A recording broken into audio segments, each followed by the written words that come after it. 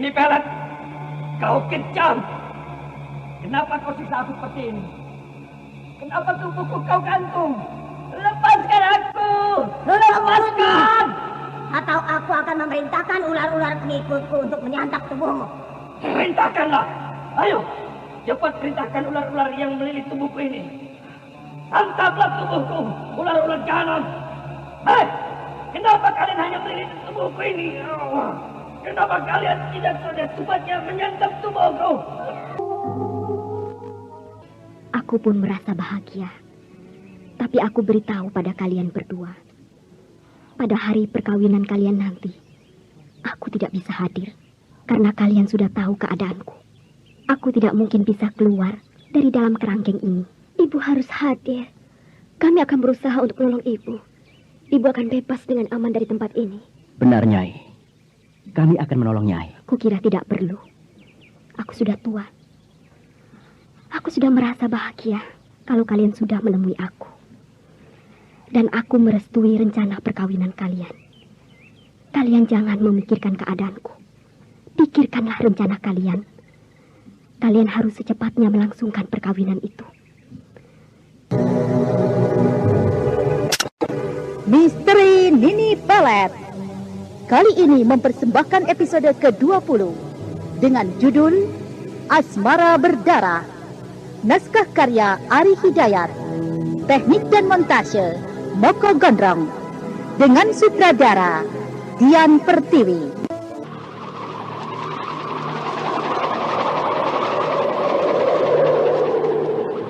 Bauan kemang mayat itu kini mulai tercium.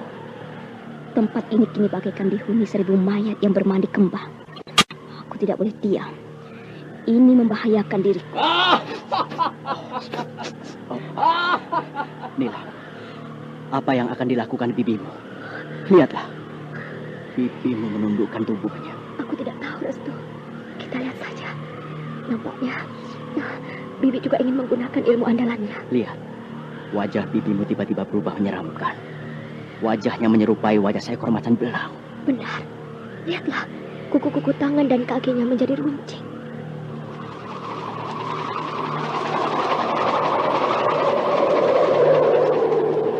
Asmara Berdarah. Suatu kisah tentang bertemunya kembali Nilam Cahya dengan ibunya setelah lama berpisah. Di mana akhirnya Nilam Cahya harus kehilangan ibunya akibat perbuatan siluman yang menghendaki gagalnya perkawinan Nilam Cahya dengan Restu di channel Memori 80. Dalam seri yang ke-7 ini didukung oleh Hana Pertiwi sebagai Nilam Cahya, Indrawati sebagai Bibi Sarbini, Herman sebagai Anom Mukti, dan Nanang sebagai Bujangga. Pengantar cerita Eli Kusuma. Selamat mendengarkan. Nilam Cahya dianggap bersalah karena telah mengambil keputusan sendiri untuk melangsungkan perkawinan dengan Restu Singgi, orang yang tidak dikenal dan bukan dari kalangan keluarga sendiri. Anom Mukti sangat marah sekali karena dia baru mendapat kabar itu dari Bibi Sarbini. Anom Mukti sangat tidak setuju kalau Nilam Cahya kawin dengan orang lain, bukan dengan Bujangga, anaknya sendiri, yang sesungguhnya sudah sejak lama dijodohkan atas kesepakatan keluarga. Sarbini, aku sangat mengharapkan sekali kalau sekarang juga Nilam harus datang kemari. Suruh dia menghadapku. Dia tidak boleh menjadi seorang pengecut yang beraninya hanya menyuruh orang lain untuk menyelesaikan persoalannya sendiri. Rasanya saat ini Nilam belum mau untuk bertemu dengan kalian. Kenapa jadi pengecut begitu, Sarbini? Bukankah dia baru kembali dari pengembaraannya yang tidak sebentar? Tentunya dia akan berani menghadapi persoalan apapun. Kakak, aku datang hanya ingin menyampaikan kabarnya. Dan kalau sudah jelas, aku akan sampaikan pada Nilam nantinya. Setelah itu, dia pasti akan datang sendiri menghadap Kakang Anom Mukti. Tapi sekali lagi saya katakan, Nilam tetap tidak akan merubah tujuannya. Dia akan segera melangsungkan perkawinannya dengan anak muda itu. Itu boleh-boleh saja. Tapi masalahnya bukan berarti dia harus menentukan sikapnya sendiri. Dia sudah berani menginjak-injak amanat almarhum ayahnya yang telah dititipkan padaku, Sarbini. Saya tidak pernah tahu Amanat apa yang ada pada Kakang Anomukti itu? Benarkah almarhum Kakang Awan Mukti pernah menyampaikan amanat? Iya. Amanat itu sampai saat ini ku genggam erat-erat. Tidak pernah aku lepaskan kemana-mana. Selain pada keluargaku sendiri, Sarbini. Kau harus tahu, Sarbini. Almarhum ayahnya Nilam berpesan padaku sebelum saat-saat terakhir dia menghembuskan nafasnya yang terakhir, bahwa aku harus menjaga Nilam baik-baik. Aku harus menjaga kakak Endang Laras istrinya baik-baik. Aku ini diharapkan sebagai pengganti almarhum kakakku itu. Nah, maka segala persoalan yang menyangkut diri Nilam itu adalah keputusanku. Tanpa ada keputusan atau persetujuanku, Nilam tidak bisa berlaku seenaknya. Tapi kalau dia sudah tidak patuh lagi pada ayahnya almarhum, itu lain cara. Kalau dia sudah tidak menghargai aku sebagai pamannya, mematuhi ibunya lagi, aku akan melepas tanggung jawab amanat itu. Maaf Kakang Anomukti. Apakah kita lupa bahwa takdir yang maha kuasa tidak bisa kita pungkiri? Manusia segalanya bisa berencana, tapi bagaimana dengan takdir yang maha kuasa itu sendiri, Kak? Takdir apa, Sarbini? Aku juga mengerti, Sarbini. Aku ini orang tua yang sudah makan asam garam. Seluruh usiaku aku habiskan dengan berbagai persoalan hidup keluarga. Juga persoalan yang sama seperti sekarang ini. Aku tahu jodoh, maut, rezeki, itu semua adalah urusan yang maha kuasa. Tapi kalau ini persoalannya kan lain. Nilam tidak bisa harus menentukan pilihannya sendiri, menentukan sikap dan keputusannya sendiri. Apakah dia hidup hanya sendiri? Apakah dia tidak menyadari kalau keluarga dan saudara-saudaranya banyak? Apakah semua keluarganya setuju dengan keinginannya itu? Ayah, maaf. Saya bukan patung yang harus mendengarkan kata-kata ayah terus. Saya permisi. Bujangga, persoalan ini belum selesai, Bujangga. Ayah tidak suka kau bersikap tolol begitu. Persoalan ini menyangkut dirimu. Untuk apa kau pergi? Ayah, aku ingin mencoba merenungkan persoalan saya. Aku pergi. Bujangga, mau kemana kau, Bujangga? Bujangga. Sudah, biarkan saja dia pergi. Dia sendiri sudah tidak menentukan sikapnya sendiri. Semua sepertinya ingin mengambil keputusannya sendiri.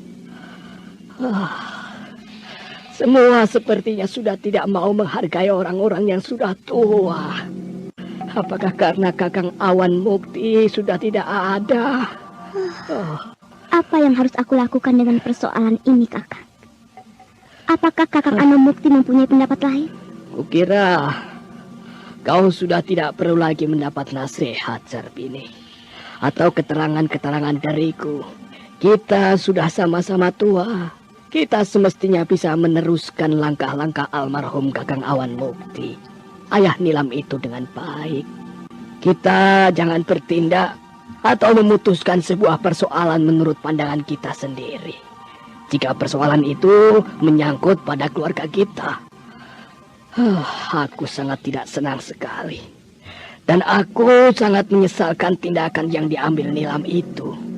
Sarbini, kau adalah bibinya yang paling dekat. Tentunya juga kau bisa bercakap-cakap dengan baik dengan Nilam. Ajar keponakanmu itu untuk bisa dewasa dalam mengatasi segala persoalan. Tolong nasihati dia. Bujuk dia agar membatalkan rencana perkawinannya dengan anak muda itu. Katakan pada Nilam, dia masih sayang keluarga atau dia akan tetap pada rencananya. Katakan juga pada dia, kalau masih mau mengakui Anomukti sebagai pamannya, dia harus menghadap aku. Memangnya dia cuma sendiri? Jangan seenaknya kalau ingin hidup baik-baik. Baiklah, Kakang. Kalau begitu, aku permisi. Bibi Sarbini bergegas pergi dari rumah itu.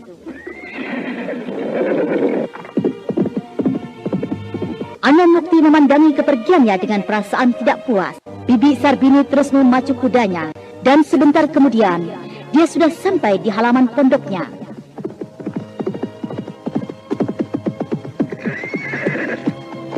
Bibi Sarbini melompat dari kudanya dan terus masuk ke dalam pondoknya.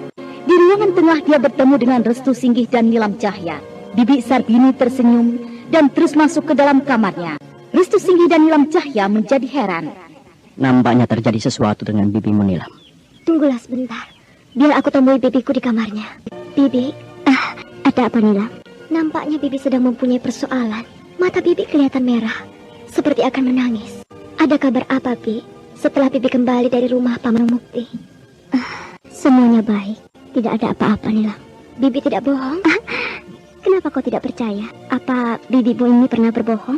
Sikap bibi kelihatan agak beda, Bi. Saya tidak percaya kalau bibi Sarbini tidak ada masalah apa-apa. Saya mohon, bibi mau menceritakannya kepada saya. Hasil pertemuan bibi dengan Paman Anom. Bibi malu dengan pamanmu itu.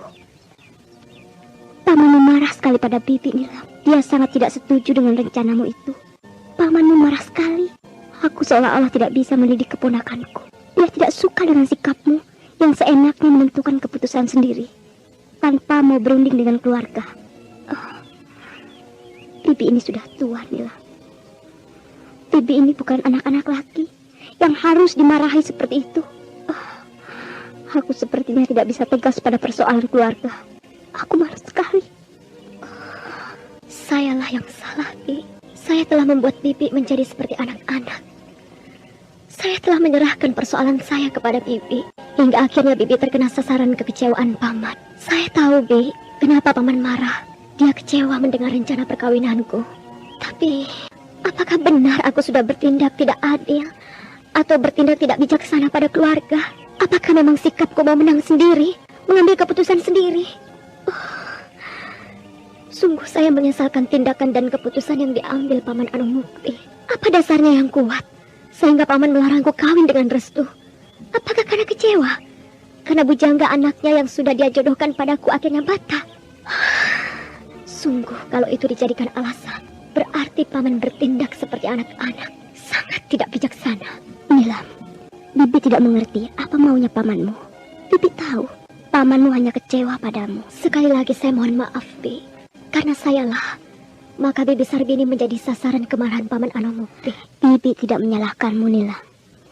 Bibi hanya ingin membantu kalian agar rencana kalian bisa terlaksana. Terima kasih, Bi. Bibi sangat sayang kepadaku. Nilam, ada baiknya kau memberanikan diri menghadap pamanmu.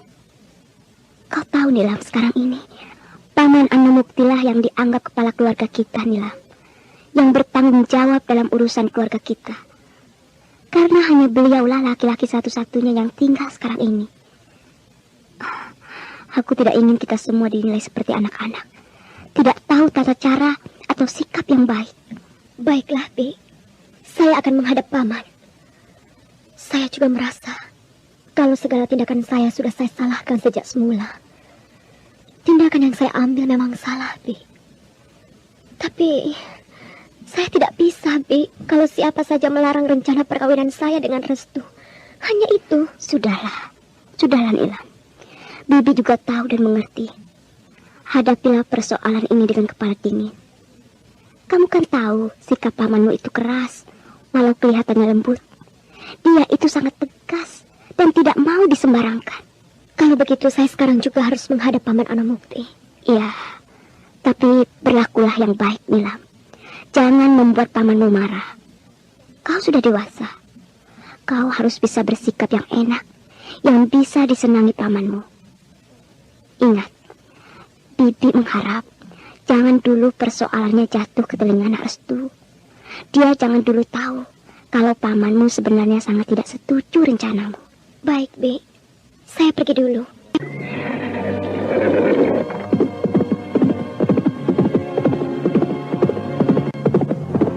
Kuda yang ditunggangi Nilam Cahya melaju dengan cepatnya.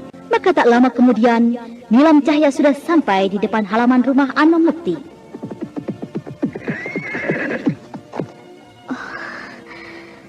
Semoga Paman Anomukti sudah mereda rasa kecewa dan marahnya.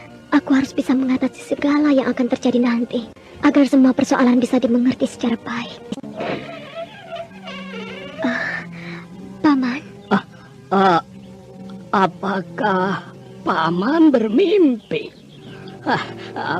Benarkah kau ini Nilam? Katakan kau benar-benar Nilam, keponakanku, keponakan Anomukti. Iya, saya Nilam Cahya, putri almarhum Awan Mukti, keponakan Paman Anomukti. Wah. Aku ini rasanya sampai pangling. Ayo, masuk Nilam. Ayo, mari. Ayo, duduklah, tamu agung. Paman, mana Pujangga? Untuk apa kau tanya dia?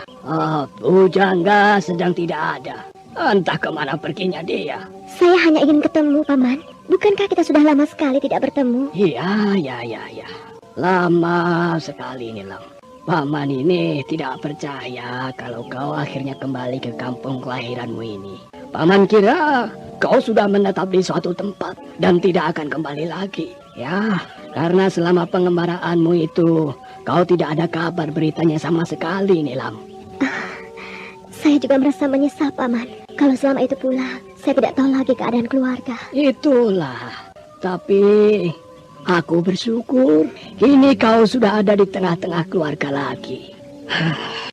Ya, memang banyak sekali perubahan pada keluargamu, Nilam. Paman kira kau sudah dengar banyak cerita dari Sarbini, bibimu itu.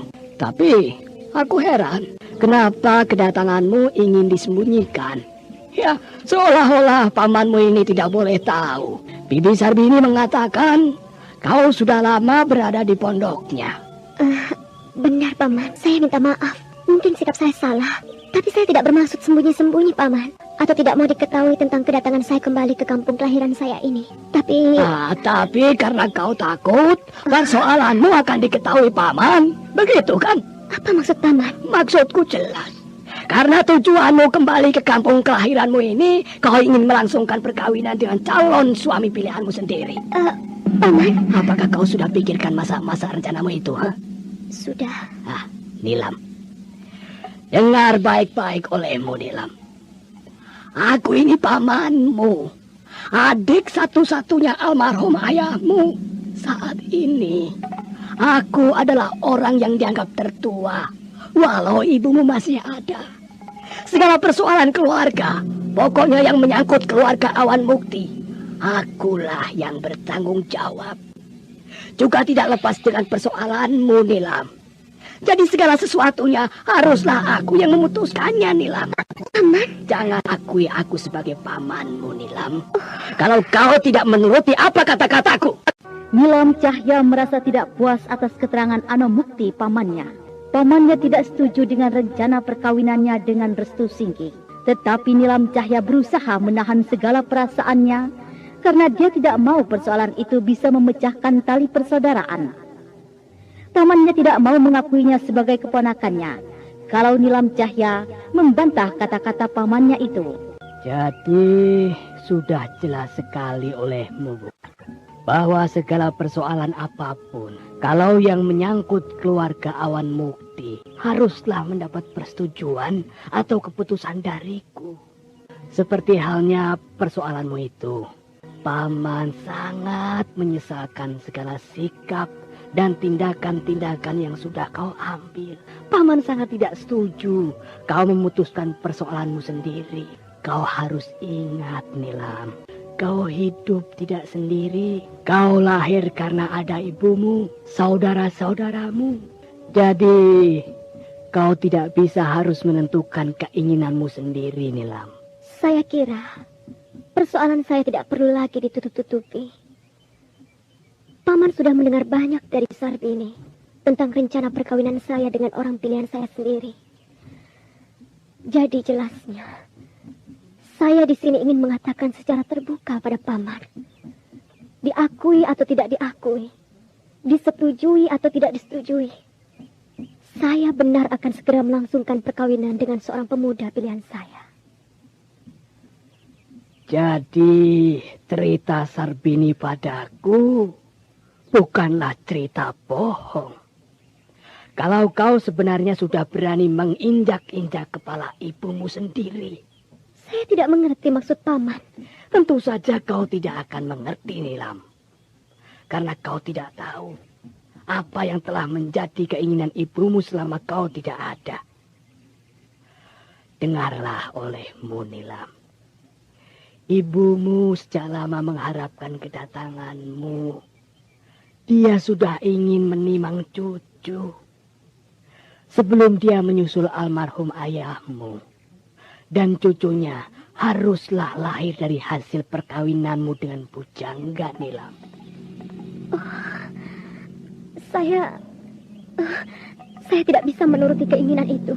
Nilam, kau sudah berani menentang ibumu, Nilam. Apakah kau sudah tidak sayang lagi pada ibumu? Semua keluarga sudah sepakat dan sejak lama menjodohkanmu dengan Bujangga.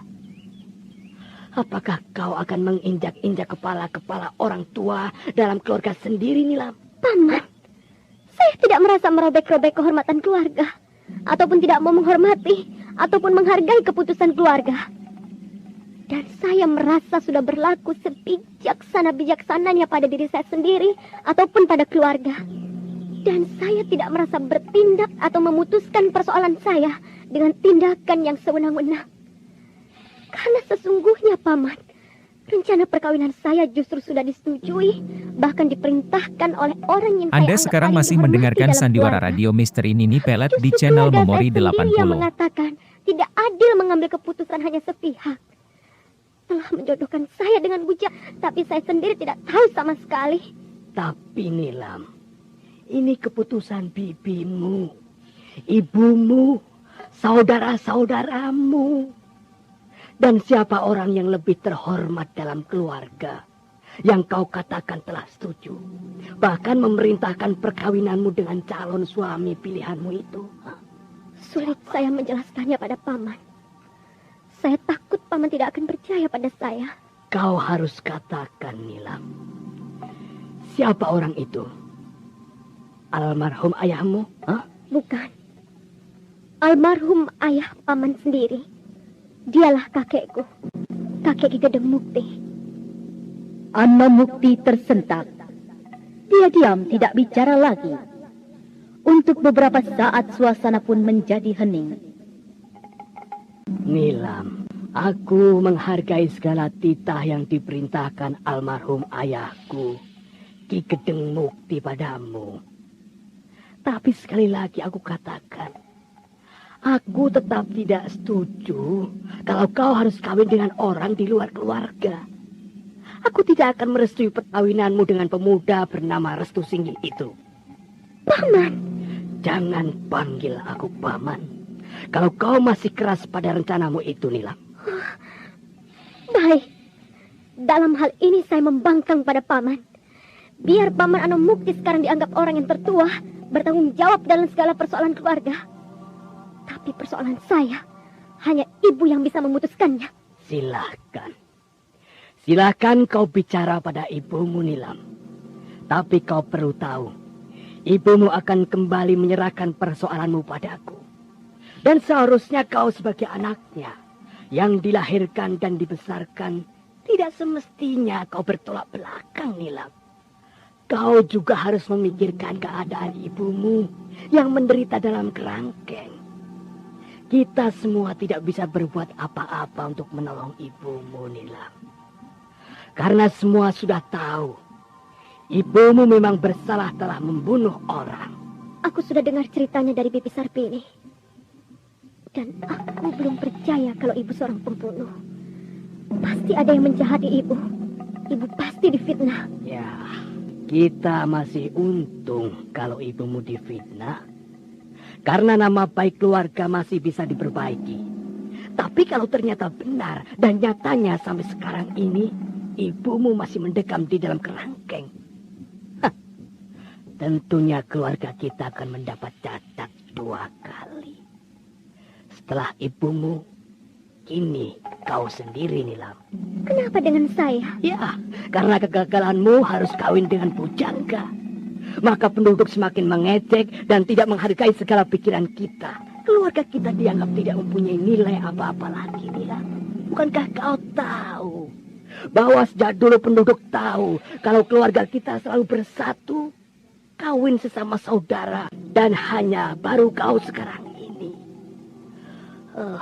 Betapa malunya aku. Bukalah matamu lebar-lebar, Nilam. Pikirkan lagi rencana perkawinanmu itu. Akan saya usahakan untuk memikirkannya. Saya mohon permisi, Paman. Titip salam buat Pujangga kalau dia sudah pulang nanti. Dan tolong sampaikan, saya ingin bertemu dan bicara padanya. Saya permisi. Dengan penuh rasa hormat, Nilam Cahya pamitan dengan pamannya. Anomukti memandangi kepergiannya dengan kecewa dan tidak puas.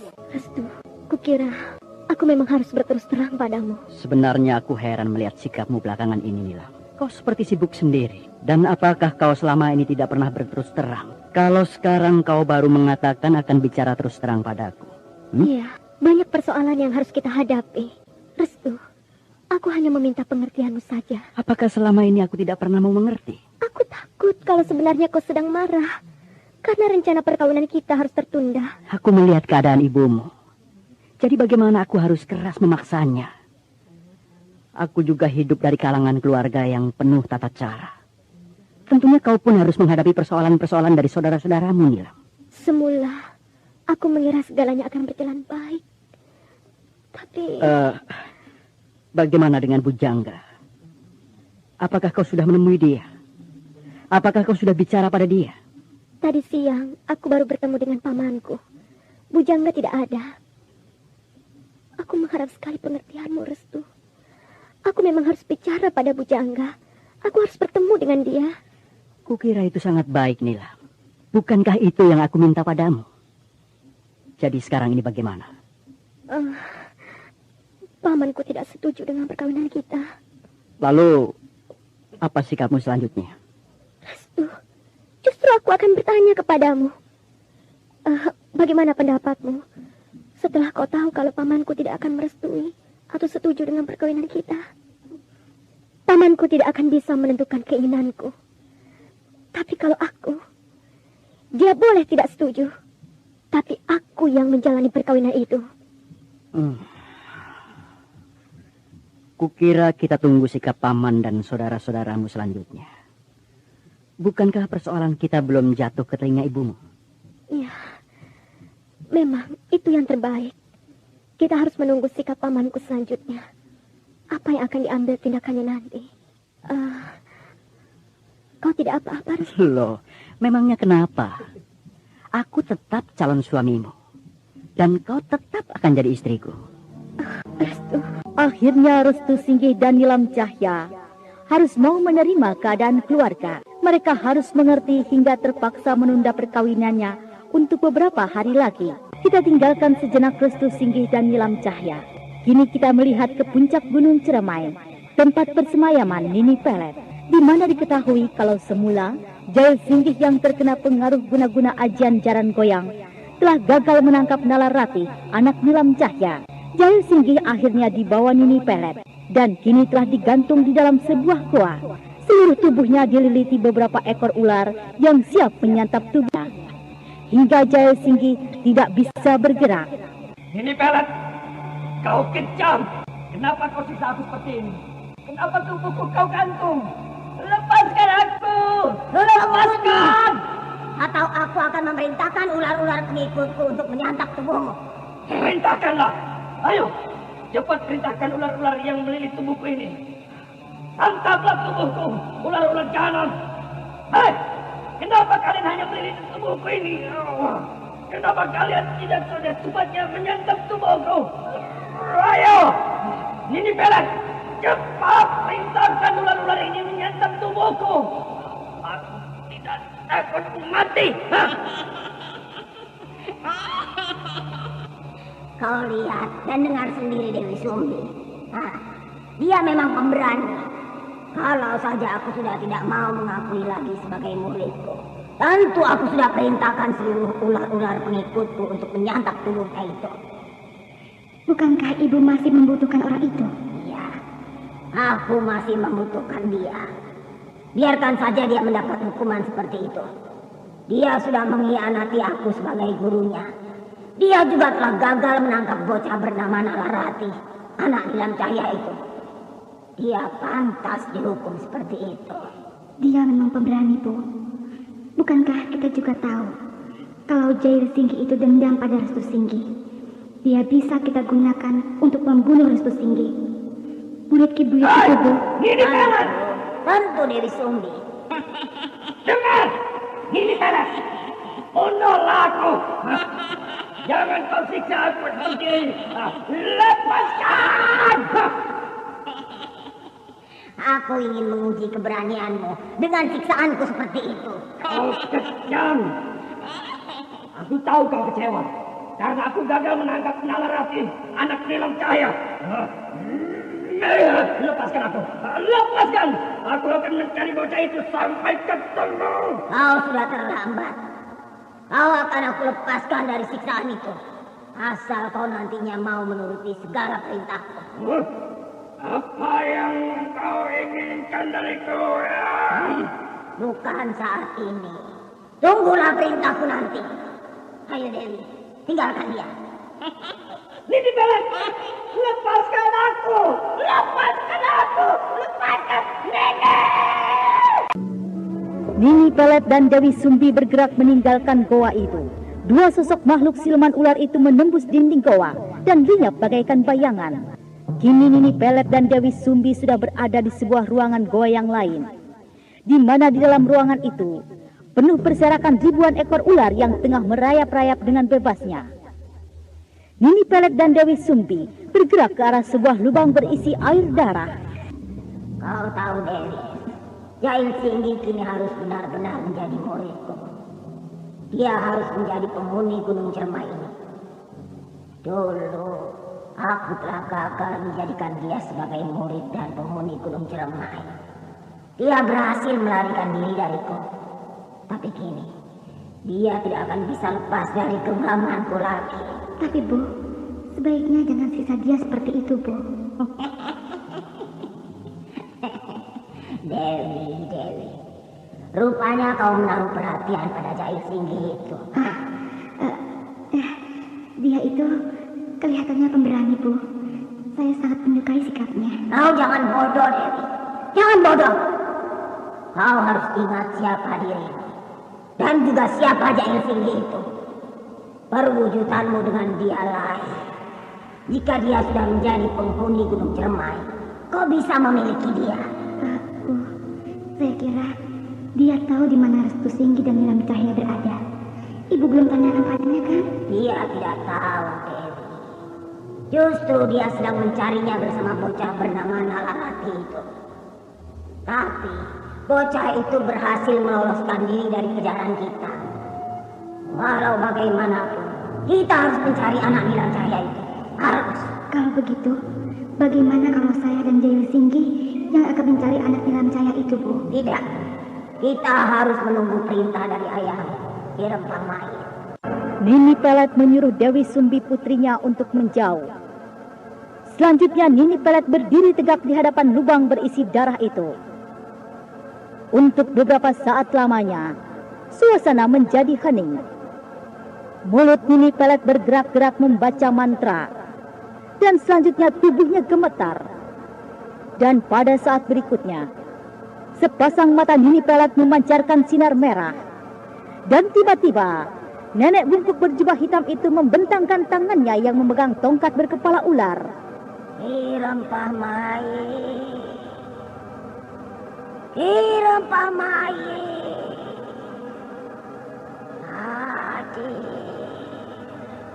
Hadirlah.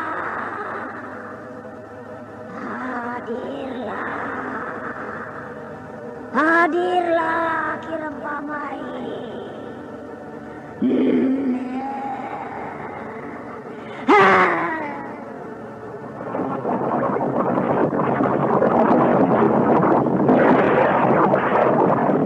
Tiba-tiba lubang berisi air darah yang ada di hadapan Nini Pelet bergolak-golak. Dan saat berikutnya, dari dalam lubang darah itu muncul sosok mayat busuk Ki Rempah Mayit. Dari dalam lubang berisi darah itu muncul sosok mayat busuk Ki Rempah Mayit. Dia melayang-layang di hadapan Nini Pelet yang saat itu tengah berdiri di hadapannya. Nini Pelet tersenyum gembira ketika melihat Ki Rempah Mayit suaminya sudah hadir di hadapannya.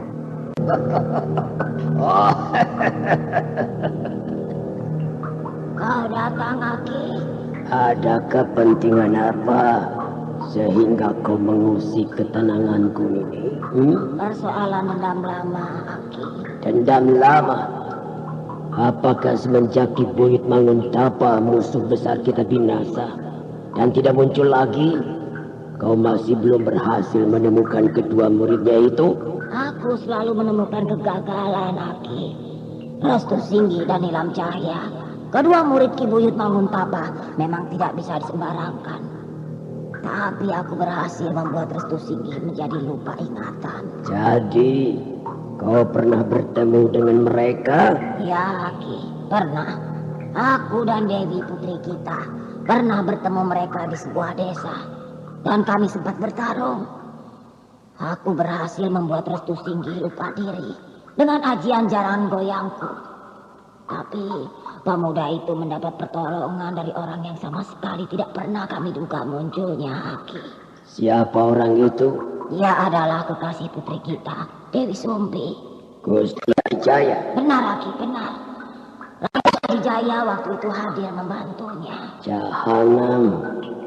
Rupanya setelah Ki Buyut Manguntapa gurunya tiada, kini bermunculan murid-muridnya. Bukan itu saja, Aki. Kami juga merasa khawatir karena anak Nilam Cahya kini sudah dewasa. Bukankah anak itu pun pasti akan membalas dendam pada kita karena sebelah lengannya pernah aku putuskan? Kita harus berhati-hati ini. Sepertinya cucu-cucu Ki Buyut Manguntapa akan terus bermunculan untuk memusnahkan kita. Benar, Aki. Untuk itulah aku memanggilmu. Aku ingin meminta keteranganmu. Yang paling terpenting, kau harus membinasakan Restu Singgi dan Nilam Cahya, murid-murid Ki Buyut Manguntapa itu. Mereka itu berbahaya. Kau harus bisa memusnahkan mereka dengan caramu sendiri. Aki, mereka kini sedang kebingungan menghadapiku. Mereka sedang berusaha untuk merebut dua kitab pusaka milik gurunya itu yang kita curi di masa lalu. Kitab ajian jaran goyang dan semar mesem itu, mereka tidak akan bisa merebutnya kembali. Dua kitab pusaka itu aku simpan baik-baik dan tidak ada yang tahu selain kita berdua ini. Mereka hingga kini tidak mampu menghadapi kekuatan ajian dua kitab itu, Aki. Iya, kukira Restu Singgi dan Nilam Cahya sudah tidak berani menghadapi aku lagi. Mereka kini sudah tahu kalau aku sudah menguasai ajian dua kitab pusaka itu. Untuk itulah diriku kujuluki dengan nama Nini Pelet. Nini Pelet. Ilmu-ilmu pelet itu akan terus berkembang dan dibutuhkan manusia sepanjang zaman. Oh benar, Nini. Ilmu-ilmu itu akan dikenal dengan sebutan guna-guna pemikat atau ilmu pelet nantinya. Dan semua orang pasti akan terus mencari ilmu itu. Jika semua keturunan Ki Buyut Manguntapa sudah musnah, maka kau akan bebas untuk menyebarkan ilmu pelet itu ke seluruh pelosok Cirebon Girang itu. Tapi jika mereka masih ada, jangan kau sembarangkan menyebarkan ilmu pelet itu pada siapapun. Murid-murid Ki Buyut Manguntapa ataupun cucu keturunannya akan terus berusaha memusnahkan ilmu peletmu itu. Siapa saja yang masih mempunyai keturunan dengan Ki Buyut Manguntapa, sampai akhir zaman nanti mereka tidak akan puas. Mereka tetap akan mencari dan memusnahkan ilmu pelet dari dua kitab pusaka yang kita curi itu. Tapi Aki, mereka sampai kapanpun tidak akan mampu mengalahkan ilmu-ilmu pelet itu. Ilmu-ilmu pelet itu akan semakin menjadi terkenal dan banyak dibutuhkan orang nantinya. Kukira tak akan ada yang bisa menandinginya. Masih ada Nini. Ilmu-ilmu pelet yang telah kita kuasai masih ada penangkalnya dan masih bisa ditaklukkan dengan sebuah ilmu lainnya. Benarkah begitu, Aki? Ilmu apa namanya dan siapa pemilik ilmu penangkal itu, Aki? Ketahuilah olehmu Nini, bahwa ilmu-ilmu pelet dari dua kitab pusaka ajian jaran goyang dan semar mesem yang kita miliki akan bisa dikalahkan dengan ilmu yang dimiliki seorang petapa sakti yang sudah mati ratusan tahun yang silam. Orang itu tinggal di tanah Banten, ujung kulon di dekat pantai. Dia tinggal di dalam sebuah gua yang dikenal dengan nama Gua Karangbolong. Gua Karangbolong. Siapakah petapa sakti itu, Aki? Dia seorang kelahiran dari tanah Banten. Dia pernah mengembara di tanah Cirebon Kirang ini. Karena istrinya adalah penduduk asli daerah Cirebon Kirang. Petapa sakti itu telah mengakhiri hayatnya di Gua Karangbolong. Apakah dia itu masih ada hubungan saudara? Atau mempunyai keturunan dengan Ki Buyut Manguntapa, Aki? Iya, dia keturunan ketiga cucu Ki Buyut Manguntapa. Keturunan ketiga? Kau harus berhati-hati Nini. Restu Singgi dan Nilam Cahya pasti akan mencari petapa sakti itu. Mereka pasti ingin mendapatkan ilmu penangkal dari ilmu pelet kita. Kalau begitu, benar apa yang kau katakan, Aki. Aku harus bisa memusnahkan Restu Singgi dan Nilam Cahya. Izinkanlah aku untuk mencari mereka, Aki. Pergilah kau bersama si Tumbal. Tumbal kini pun sudah agak dewasa. Biarlah Dewi Sumbi menjagai tawananmu itu. Bukankah kau mempunyai seorang tawanan? Benar Aki. Rupanya Aki pun sudah tahu. Dewi, kemarilah mendekat. Saya Ibu. Kau sudah dengar apa yang dikatakan ayahmu tadi, putriku? Aku harus berangkat dengan Tumbal cucuku untuk mencari musuh-musuh kita.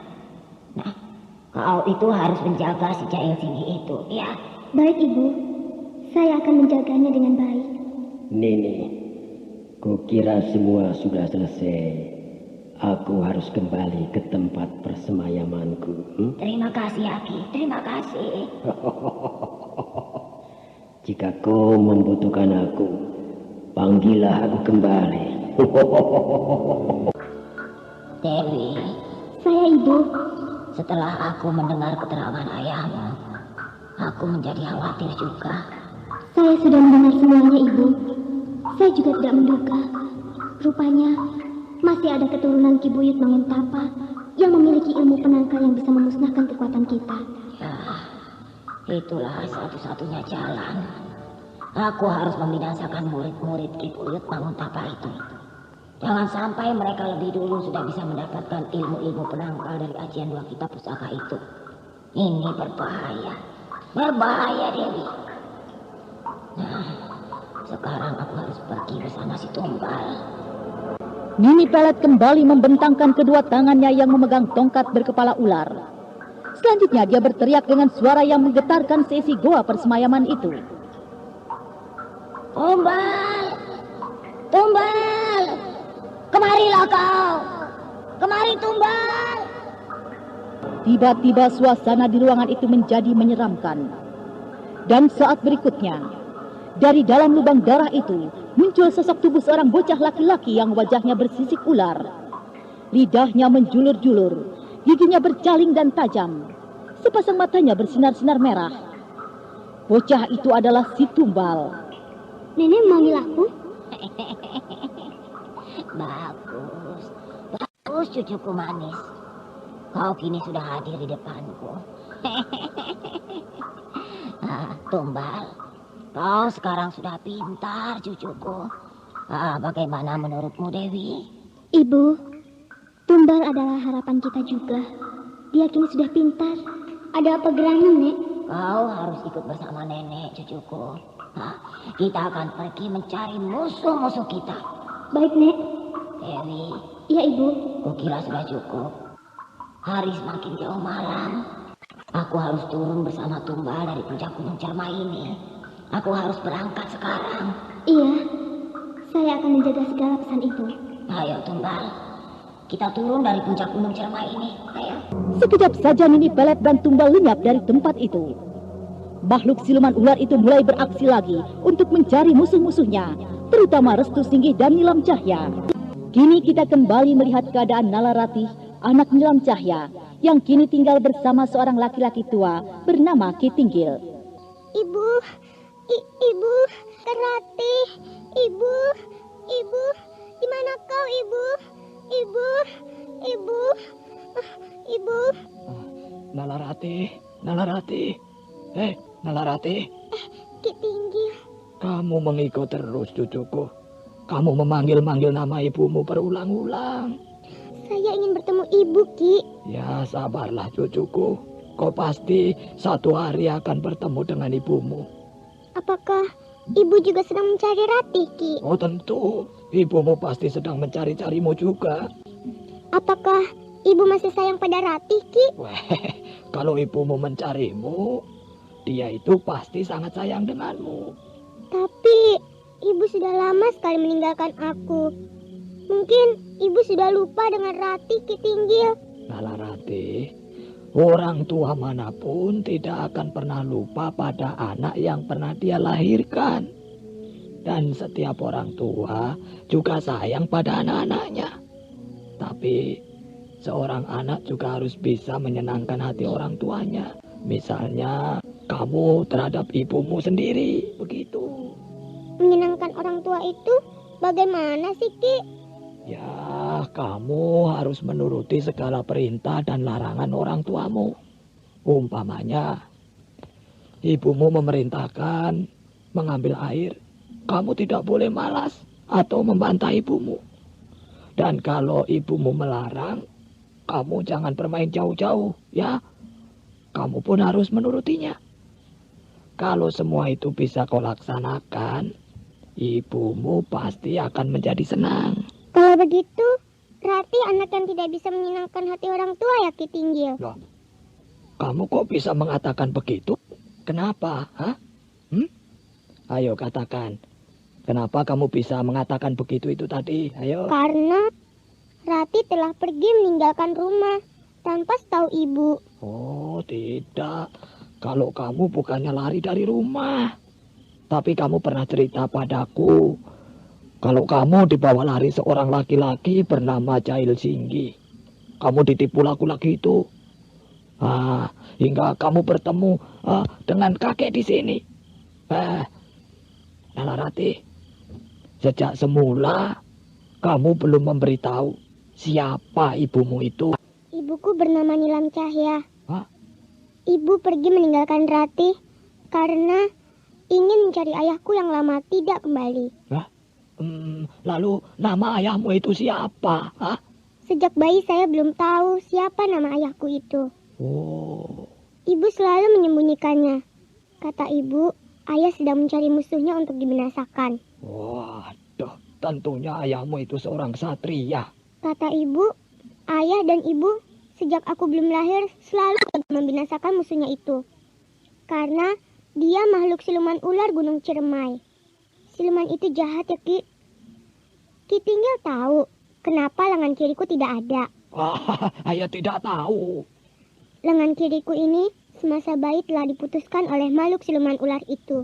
Oh, jadi lengan kirimu buntung karena diputuskan makhluk siluman ular itu, ya? Malang sekali nasibmu, Nala Ratih. Sebenarnya aku sejak lama ingin mengetahui kenapa lengan kirimu sampai tidak ada. Tapi aku tidak sampai hati. Tapi ternyata bocah itu kelihatannya begitu tabah. Dia tidak merasa sedih dengan hilangnya lengan kirinya itu. Aku harus menjaga bocah itu baik-baik. Karena dia sedang dicari-cari makhluk siluman ular itu. Ki Tinggil, Ratih ngantuk. Ayo tidur lagi. Ini Aki akan menungguimu. Ayo tidurlah. Sementara itu di pondok Bibi Sarbini, malam itu Restu Singgih tidak bisa tidur. Dia bangun dari pembaringannya ketika melihat Nilam Cahya keluar dari kamarnya. Nilam? Restu, kukira siapa? Kau belum tidur rupanya. Belum. Kau sendiri kenapa? Aku sedang memikirkan tentang rencanaku besok. Bukankah besok aku harus menemui Bujangga, juga ibuku? Kau sudah siap menemui anak muda itu? Iya. Apapun persoalannya, aku harus menjelaskan pada Bujangga tentang rencana perkawinan kita. Sementara itu tanpa mereka ketahui, sesosok bayangan nampak tengah bergerak di depan pondok itu. Sosok bayangan itu kemudian berhenti di samping rumah ketika mendengar suara percakapan dari dalam pondok itu. Bagaimanakah kisah selanjutnya? Nah, saudara pendengar, ikutilah lanjutan serial misteri Nini Pelet yang dipersembahkan oleh PT Dankos Laboratoris Indonesia di radio kesayangan Anda. Sampai jumpa.